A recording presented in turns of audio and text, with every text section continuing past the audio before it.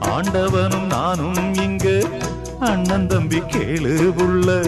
அவனுக்கும் என்ன போல அப்பா அம்மா யாரும் இல்ல.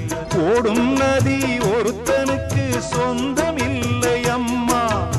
ஓடும் நதி ஒருத்தனுக்கு சொந்தம் இல்லை அம்மா.